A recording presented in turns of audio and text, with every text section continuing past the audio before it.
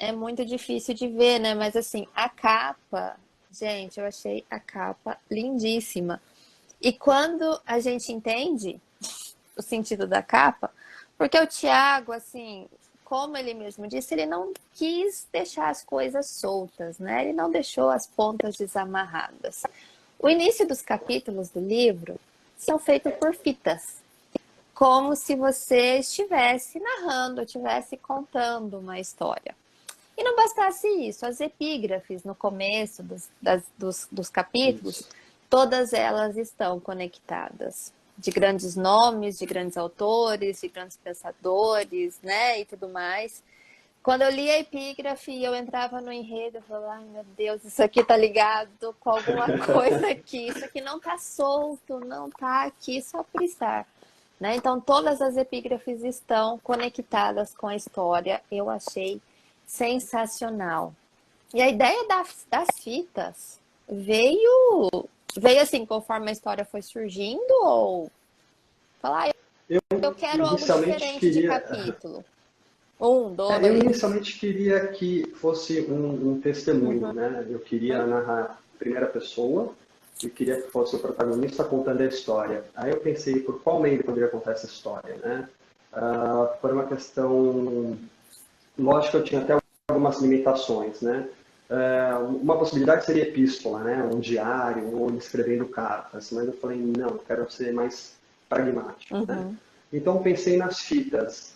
E aí quando o passo seguinte foi pensar na estruturação do texto, eu falei, bom, eu quero que o texto também seja fragmentado. Então o texto ele é um retalho de pequenas cenas, né? Diferentemente de alguns livros que você pega um capítulo tem lá 5 páginas uhum. e a mesma cena, ou tem uma evolução temporal tremenda, flashback, volta no tempo e vai para frente, etc. e tal. Eu preferi usar esse texto mais fragmentado, até porque, imaginando uma pessoa gravando seu depoimento num gravador, dificilmente o cara vai narrar uma história do início ao fim. A pessoa para, a pessoa vai levantar para fazer xixi, vai tomar água, vai viver.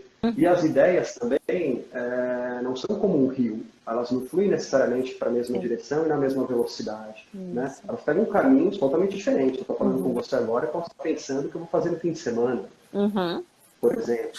Então, essa fragmentação também do texto, ao meu ver, é coerente com a forma como o protagonista conta a história, que é por meio de fitas, num Uhum. relato pessoal, né? Biográfico.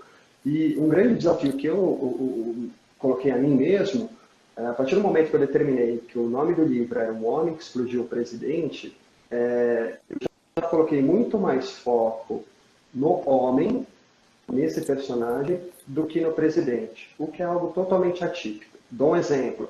Pô, tem um acidente aéreo, um helicóptero com, sei lá, com um deputado caiu numa fazenda no Mato Grosso, o deputado morreu.